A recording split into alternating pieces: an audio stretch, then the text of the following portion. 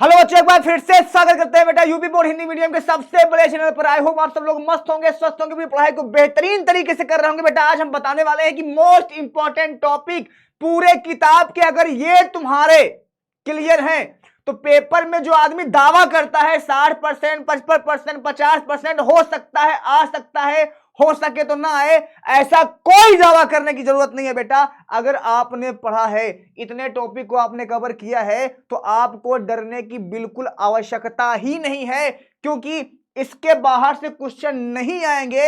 अगर ये topic clear है और नहीं भी क्लियर है तो हमने क्लियर करवाया है, जाके क्लास आप देख सकते हो। ठीक है बेटा, तो सबसे पहली चीज अगर आप देखो ध्यान से तो हम स्टार्ट करते हैं। बहुत ज्यादा टाइम स्टार्ट नहीं करें, बिलियन चैप्टर से स्टार्ट करता हूं। यहां पे मैं पहले हमारे पास बिलियन चैप्टर है, तो यहां पे हमें क्या पढ़ना है ध्यान से सुनना। बहुत ज्यादा, सिर्फ 5 मिनट के अंदर मैं वीडियो खत्म कर दूंगा। 5 मिनट के अंदर टॉपिक बताऊंगा, इस टॉपिक को क्लियर कर लेना है। बिलियन के प्रकार को हमें नहीं पढ़ना है बेटवा। बिलियन क्यों, विलयता, इसमें हमें क्या पढ़ना है ध्यान सुनो। विलयता ये भी हमें नहीं पढ़ना है, यहां से स्टार्ट करो, ये हमें पढ़ना है। और संख्या, गुणधर्म, वासदाव का अपेक्षित अवनमन, राउल्ट का नियम हमें पढ़ना है। क्वथनांक का उन्नयन, हिमांक का उन्नयन, प्राशनदाब, इतने टॉपिक हमें क्लियर होने चाहिए और न्यूमेरिकल यहीं से पूछा जाएगा। यहां से न्यूमेरिकल के पार्ट बनेंगे, इस बात पे ध्यान देना। दूसरा, आपको 2 टॉपिक और आने चाहिए। एक होता है मोलरता, ध्यान से सुनो, एक मोलरता होता है, दूसरा मोललता होता है। ये दोनों तुमको आने चाहिए, ठीक है। और इसी से रिलेटेड क्वेश्चन पूछे जाते हैं। आगे बढ़ते हैं अगले चैप्टर पे, ठीक है बेटा। अगला हमारे पास है वैद्युत रसायन। वैद्युत रसायन चैप्टर में हमें क्या पढ़ना है। वैद्युत अपघटनी विलयन का चालकत्व, विशिष्ट एवं मोलर चालकत्व, सांद्रता के ताप संरक्षण परिवर्तन, कोलराउस का नियम, शुष्क सेल, वैद्युत अपघटनी सेल और सीसा संचायक सेल। इसके साथ साथ इलेक्ट्रोड विभव, ध्यान सुनो। यहाँ पे सेल का विद्युत वाहक भाग, जिसको बोलते हो EMF। अब जिसको आप बोलते हो, जो सूत्र होता है हमारे पास ना, ई सेल बराबर होता है ना बेटा, ई सेल बराबर ई कैथोड, आप जानते होगे ना, ई कैथोड माइनस का ई एनोड होता है कि नहीं होता, ई एनोड। इस प्रकार से होता है। इसकी हमको पूरी काम करना है, इस पे हमको पूरा काम करना पड़ेगा और बात करनी पड़ेगी। आगे देखो, यहाँ पे मानक इलेक्ट्रोड विभव, नर्स समीकरण, गिब्स ऊर्जा, ईंधन सेल संचरण, ये चीजें हमें, इसको हमको नहीं पढ़ना। इतने चीजें हमें आनी चाहिए और हमने पढ़ा रखा है, जाके आप देख सकते हो। इसी तरह अगर मैं रासायनिक बलगतिकी में बात करूं तो आप देख सकते हो यहाँ पे अभिक्रिया का वेग, अभिक्रिया का वेग प्रभावित करने वाले कारक, अभिक्रिया की कोटि। वो कोटि सबसे पहले चीज, प्रथम कोटि और शून्य कोटि। शून्य कोटि और प्रथम कोटि, प्रथम कोटि, ये दोनों तुम्हें आना चाहिए, बहुत ज्यादा इंपॉर्टेंट है। विशिष्ट दर स्थिरांक के, और वेग नियम और विशिष्ट स्थिरांक, और संकीर्ण ऊर्जा आरहेसियस का समीकरण, इतनी चीजें तुम्हें आनी चाहिए इस चैप्टर से। और यहां से सबसे ज्यादा न्यूमेरिकल फंसते हैं मेरे भाई। न्यूमेरिकल यहां से स्टार्ट होते हैं सबसे ज्यादा, इस बात पे ध्यान देना। न्यूमेरिकल सबसे ज्यादा यहां से स्टार्ट होते हैं। अगला हमारे पास क्या है, डी और एफ ब्लॉक। इसके अंदर हम क्या पढ़ना है, सामान्य परिचय, धात्विक अभिलक्षण, आयनन एंथैल्पी, ऑक्सीकरण अवस्थाएं, अंतराकाशीय यौगिक, मिश्र धातु बनाना, इलेक्ट्रॉनिक विन्यास, ये चीजें हमें इसमें पढ़ना है। 6 मार्क्स के अंदर ये भी पूछा जाता है भैया। तो ये इनऑर्गेनिक केमिस्ट्री है, जिसको हम अभी पढ़ाने वाले हैं, टेंशन मत लेना। इनऑर्गेनिक केमिस्ट्री है पूरी, समझ गए मेरी बात। इनऑर्गेनिक केमिस्ट्री है, इस पर पूरा ध्यान देना, ठीक है बेटा। इनऑर्गेनिक केमिस्ट्री है पूरी का पूरी। चलो भैया आगे बढ़ ले हम जी सर। अगला हमारे पास उपसहसंयोजी चैप्टर है।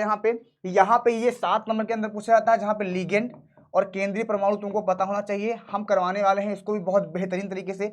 उपसहसंयोजन संख्या, वर्नर का सिद्धांत, बीपीटी, सीएफटी और संरचना एवं त्रिविम समन्वयता, तो इसको हमें अच्छे से करना है। इस दोनों को हमें बहुत अच्छे से कर लेना है, वरना दिक्कत हो जाएगी तुम्हारे लिए, ठीक है। तो इसमें एक सबसे ज्यादा इंपॉर्टेंट होता है IUPAC नेम। तो IUPAC नेम जो होता है सबसे ज्यादा इंपॉर्टेंट होता है, इस बात को हमेशा ध्यान दीजिएगा। आगे देखो हमारे पास पार्ट 2 आ गया। पार्ट 2 में हमको क्या क्या पढ़ना है, ध्यान से सुनो। 5 चैप्टर खत्म। यहाँ पे halo alkane, hello Erin 7 number के अंदर पूछा जाता है। यहाँ पे तुमको डाइक्लोरोमीथेन, ट्राइक्लोरोमीथेन, आइडोफॉर्म, फ्रियान, DTT, ये तो इसके पढ़ना है, ये इसकी परिभाषा है। इसके साथ साथ सुनो, इसके साथ साथ आपको कार्बन और हाइड्रोजन, कार्बन को मतलब बोलते हैं, हाइड्रोजन मतलब होता है यक्ष, निर्माण की विधियां, निर्माण की विधि, ठीक है, और रासायनिक समीकरण, रासायनिक समीकरण, ये तुमको पढ़ना पड़ेगा, बहुत आसान चैप्टर होता है ये। अगर ये आ जाए तो बाकी सारे चैप्टर ऑटोमेटिक आ जाएंगे, ध्यान से सुनना ठीक है। अगर ये आ जाता है तो सारे चैप्टर आसान होते हैं यहाँ से, ये बहुत आसान चैप्टर होता है। तो रासायनिक विधियाँ और रासायनिक समीकरण, ठीक है, ये दोनों आना चाहिए। अब रासायनिक समीकरण के अंदर ध्यान से सुनो, यहाँ पे नाभिक रागी भी हो सकता है, इलेक्ट्रॉन रागी भी हो सकता है, दोनों हो सकता है। तो दोनों को हम पढ़ाने वाले हैं एक बेहतरीन तरीके से आज शाम 8 बजे रात में, ठीक है जी सर। अब यहाँ पे आइडोफॉर्म, फ्रियान और डीटीटी, इसको तुमको पढ़ना चाहिए। ये सब परिभाषाएं हैं, थ्योरी टाइप की होती हैं। तो यहाँ पे थ्योरी पार्ट है, ये भी एक थ्योरी पार्ट ही है, ये भी एक थ्योरी पार्ट ही है। तो टेंशन लेने की बहुत ज़्यादा इसमें आवश्यकता तुम्हें नहीं होनी चाहिए। हमारे पास एल्कोहल, फिनॉल और ईथर।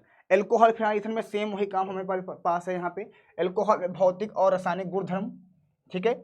उसके बाद निर्जल की क्रिया विधि और मेथिनॉल का उपयोग, और यहाँ पे फिनॉल की भौतिक और रासायनिक गुण, ये चीज़ें हमें आना चाहिए। और इसके साथ साथ ईथर का भी सेम कंसेप्ट होना चाहिए, भौतिक और रासायनिक गुण। और निर्माण की विधियाँ तो हमको पढ़ना ही पड़ेगा, भौतिक और रासायनिक विधि, ये दोनों चीज़ें हमें आनी चाहिए ठीक है बेटा, रासायनिक विधि, ये दोनों चीज़ें हमें आनी चाहिए। तो ये हमारे पास हो गया 7 चैप्टर, नहीं 7 मार्क्स के अंदर। उसके बाद हमारे पास होगा एल्डिहाइड, कीटोन और कार्बोक्सिल। ये चैप्टर थोड़ा सा बड़ा है और ऐसा माना जाता है कि थोड़ा सा ये हार्ड है, लेकिन हार्ड हमारे हिसाब से हार्ड नहीं है, हमारे हिसाब से ये बहुत आसान है हमारे हिसाब से ये बहुत आसान है, बहुत ज़्यादा आसान है। तो इसमें तुमको कुछ डरने की आवश्यकता नहीं है, कुछ करने की आवश्यकता नहीं है। जैसे बताया जाए, जैसे कराया जाए वैसे करिए। आई होप कुछ भी प्रॉब्लम नहीं होगी, इसकी मैं तुमको गारंटी देता हूँ। चलो भैया, तो सबसे पहले हमारे पास क्या है, एल्डिहाइड और कीटोन का नाम पद्धति, कार्बोनिल समूह की प्रकृति, किर्चन की विधियां, भौतिक और रासायनिक गुणधर्म, नाभिक रागी योगात्मक विधि, एल्डिहाइड के हाइड्रोजन की क्रियाशीलता और उपयोग, ये सारी चीजें तुमको पढ़ना पड़ेगा। और यहाँ पे भौतिक और रासायनिक गुण वही चीजें हैं, बस आयुपेग नेम बढ़ा दिया गया, क्योंकि इसमें के आयुपेशी नेम जो होता है वो थोड़ा हार्ड होता है। और इस प्रकार से सबसे ज्यादा अभी तक बोर्ड एग्जाम में जो आयुपेशी पूछा गया है वो इसी चैप्टर से पूछा गया, क्योंकि इसका नामकरण करने में बच्चा थोड़ा सा डरता है, इस वजह से, और कोई रीजन नहीं है। आगे चैप्टर पढ़ते हैं हम। अगला हमारे पास है यहाँ पे एल्डिहाइड ही है, यहाँ पे कार्बोक्सिलिक अम्लीय, अम्लीय प्रकृति और किर्चन की विधियां और भौतिक और रासायनिक गुण, ये हमारे कार्बोक्सिलिक अम्ल की भी बात कर रहा है। मतलब एल्डिहाइड, कीटोन और कार्बोक्सिलिक, ये तीनों आपस में क्या है, मेजोरिटी बना रखे हैं, और इस मेजोरिटी के हिसाब से हम इसके क्वेश्चंस को करते हैं। ठीक है बेटा, चलो आगे बढ़े हम। जी सर, आगे हमारे पास क्या है, यहाँ पे एमीन चैप्टर है। एमीन में हमें क्या क्या पढ़ना है, ये भी 6 नंबर के अंदर क्वेश्चन आता है। एमीन नाम पद्धति, वर्गीकरण, संरचना, विरेचन की विधियां, भौतिक और रासायनिक विधियां, गुणधर्म और उपयोग, इतना ही पढ़ना है। इसके अलावा हमें कुछ भी नहीं पढ़ना है। ये टॉपिक है, इसको अगर ये सारी चीजें क्लियर हैं तो तुमको जानकारी के लिए बता दें, तुम्हारी जानकारी के लिए, तो सारी चीजें क्लियर होंगी, तुमको कुछ भी कहीं भी प्रॉब्लम नहीं आएगी। अगला चैप्टर हमारे पास है एमीन का, यही चैप्टर है, माफ करना, एमीन चैप्टर ही है हमारे पास। प्राथमिक एवं द्वितीय एमीन की पहचान करना, डाइएजोनियम लवण विरेचन और रासायनिक क्रिया तथा कार्बनिक रसायन में इसका संश्लेषण महत्व। तो हालांकि इसको तुम नहीं पढ़ोगे तब भी कोई दिक्कत नहीं है, ये दोनों तुमको पढ़ना, बहुत छोटे छोटे टॉपिक हैं, बहुत छोटे छोटे टॉपिक हैं, छोटे छोटे टॉपिक हैं, ठीक है, बहुत छोटे छोटे टॉपिक हैं, ठीक है।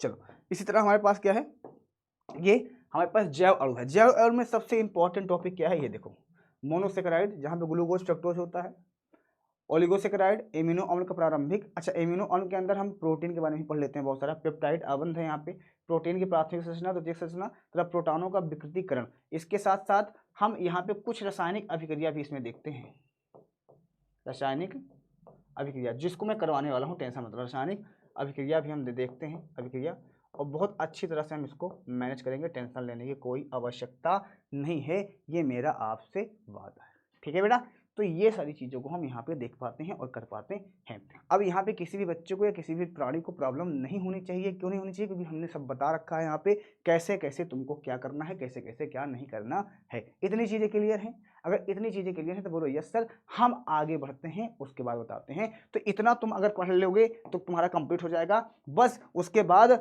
हम आपको करवा ही रहे हैं। आप बड़ी बड़ी क्लासेस लग चुकी हैं, नेम रिएक्शंस की जितनी भी चीज़ें हैं, ऑर्गेनिक केमिस्ट्री की, सब मैं करवा रहा हूँ, कोई डरने की बात नहीं है। मिलता हूँ फिर नए सेशन में, तब तक के लिए बाय बाय, टेक केयर।